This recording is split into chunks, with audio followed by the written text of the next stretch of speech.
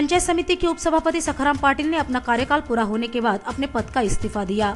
इस रिक्त स्थान के लिए उपसभापति पद पर सोमवार को पंचायत समिति सदस्य राजेश केनी की नियुक्ति की गई।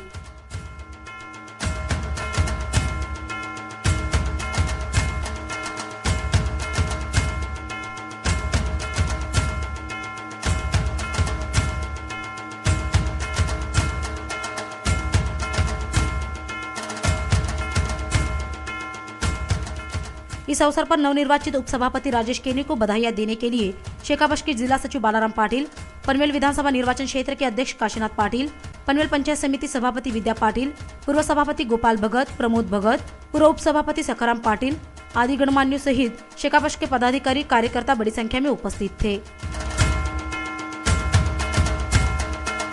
इस उपलब्धि पर राजेश केनी ने पनवेल स्थित छत्रपति शिवाजी महाराज के पुतले को माल्यार्पण कर अभिवादन किया, तो वही पनवेल पार्टी कार्यालय में स्वर्गीय दत्तूशेठ पाटिल के प्रतिमा को माल्यार्पण कर अभिवादन किया।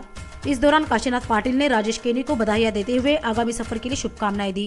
आज या ठिकाणी पनवेल पंचायत समितीच्या उपसभापतीपदी राजेश केनी यांची पक्षाच्या वतीनं बिनविरोध निवड झाल्याबद्दल मी त्यांचं मनापासून हार्दिक अभिनंदन करतो। शेतकरी कामगार पक्षाचा विजय हो।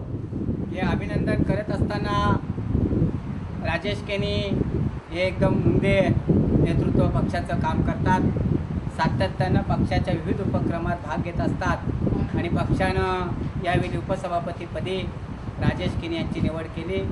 मला निश्चित विश्वास वाटते की येणाऱ्या या 15 ग्रामपंचायतीच्या ज्या निवडणुका आहेत या निवडणुकीमध्ये राजेश केनीच्या रूपानं आपल्याला या तालुक्याला उपसभापती लाभल्यामुळं जास्तीत जास्त ग्रामपंचायती शेतकरी कामगार पक्षामध्ये येण्याच्या दृष्टिकोनातून निश्चित त्यांची मदत पक्षाला होईल अशा आशावाद मी या ठिकाणी व्यक्त करतोय। शेतकरी कामगार पक्षाच्या वतीनं मला उपसभापती म्हणून ही संधी आज मिळालेली आहे।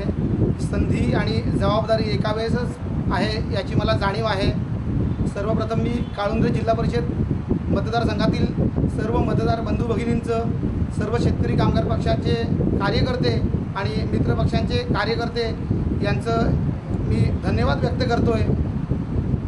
सलग शेतकरी कामगार पक्षाची पंचायत समिती राखण्यामध्ये आपण यशस्वी झालेले आहोत। आज ही उपसभापती म्हणून मला जी संधी दिलेली आहे, येत्या 4 ऑगस्ट रोजी ज्या 15 ग्रामपंचायतीच्या निवडणुका लागलेल्या आहेत त्या सर्व ग्रामपंचायतींमध्ये मी माझं 100% मेहनत श्रम देईन आणि 15च्या 15 ग्रामपंचायती कशा निवडून आणतील हे माझं सर्वात पहिलं पाऊल असेल।